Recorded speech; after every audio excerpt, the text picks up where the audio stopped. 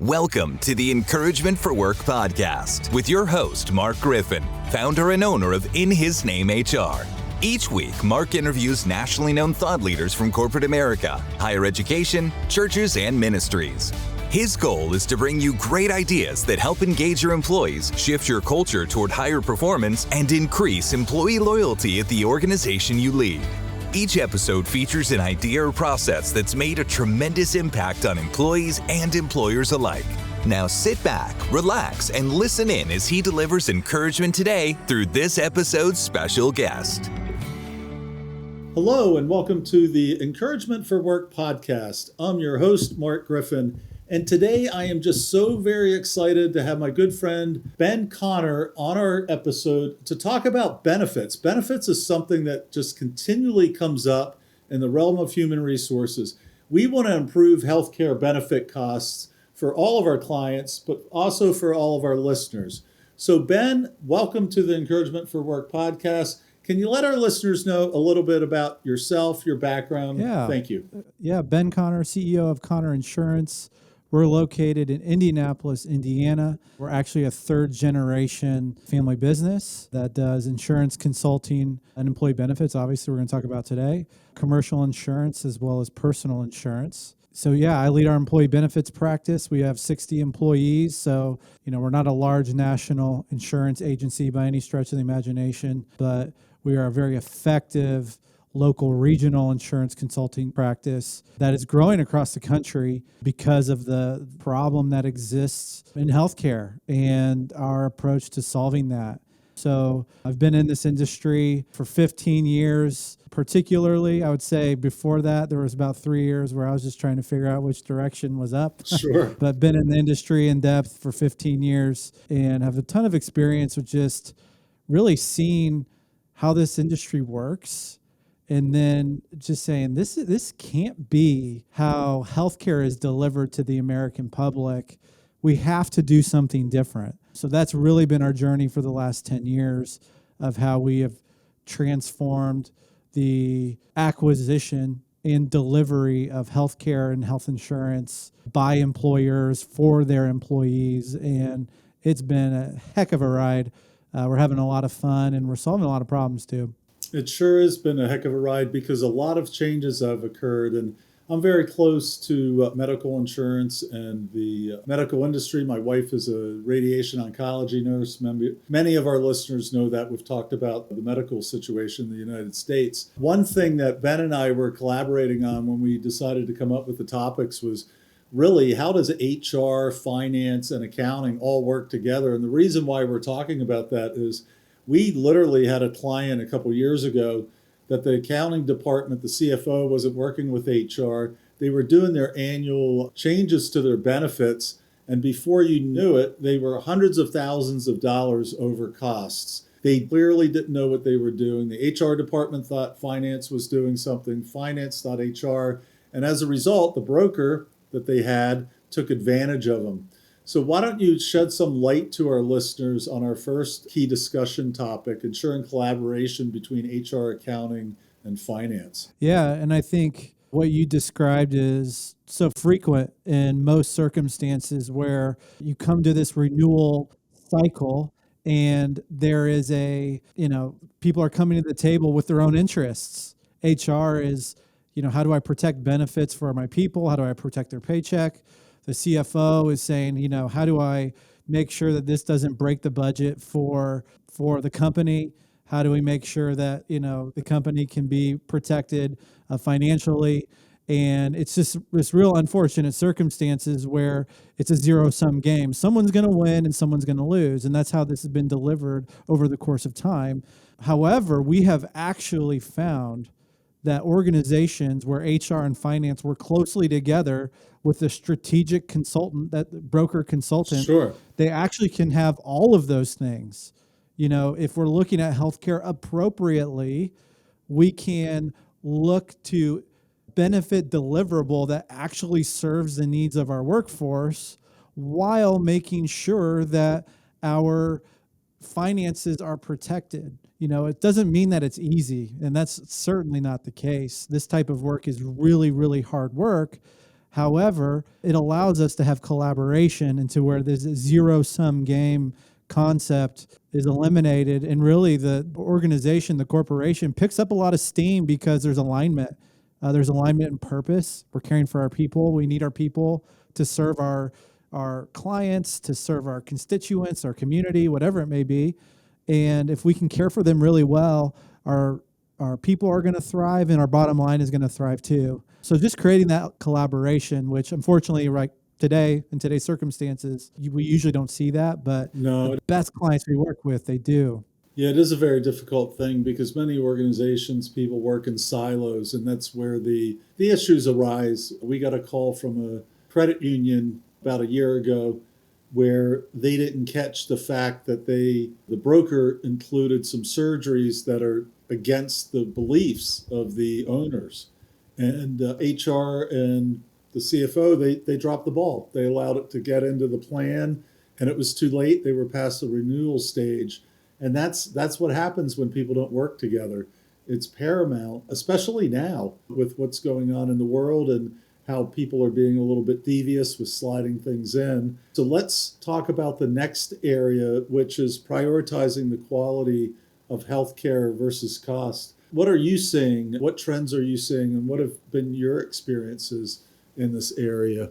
Well, and really to go to the point of what you just mentioned, a lot of the perception of healthcare is there's no way to control it. And that's the lie that we've seen kind of delivered to the industry is, healthcare costs are going up. A claim is a claim. You can't control it, and you just have to figure out a way to fit it in your budget or cut benefit. But that's just not true. Like, you can get involved in managing the supply chain of healthcare. Just simply to your example, even on the document management side of, covering or not covering certain procedures or whatever it may be that align or don't align with your belief, like, you can get in and manage that. Most employers don't know that you can, but Sure. in particular environments, you certainly can. And the same is with healthcare, that there is a supply chain that exists in healthcare. There's an acquisition cost for surgeries, for prescription drugs, for all of these things that actually can be managed and can be managed, I wouldn't say easily, but Sure. but it exists. The supply chain is actually controlled by the system. The supply chain is managed by the insurance company and negotiated and agreed upon with the service providers. And we simply believe that the best health plans in America are ones that say, you know what, it's in our best interest to get involved, to pull apart what insurance companies tend to put together and start controlling some of that supply chain. Sure. So for instance, if there's a medication that costs $1,000, is there actually a better way for us to obtain that medication at a lower cost? And if we can do that, we can pay less money and then possibly even offer that medication or that service to that employee for no cost because we've saved so much money. Another thing around the idea of controlling the supply chain is the idea of helping our constituents get to high quality surgeons and providers. Okay. And the reality is that we know that healthcare operates much differently than any other marketplace in America. Most things in America, the most quality items are the most expensive. Of course. However, Of course. what we found in healthcare, it actually can be quite opposite of that. Sure. That the highest quality of services often can be the lowest cost, because when it comes to healthcare, a poor job, a poor delivery from a surgery perspective, we'll call this out, a poor surgery can deliver as a result an additional surgery.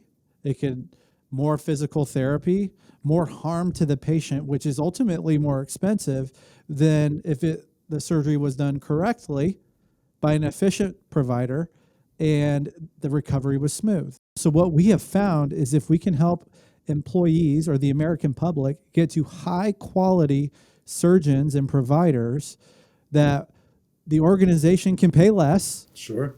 And so can the employee. So we've had several examples of where, an employee will go have a surgery at a high quality with a high quality surgeon, and that cost of that surgery can be no deductible. Sure.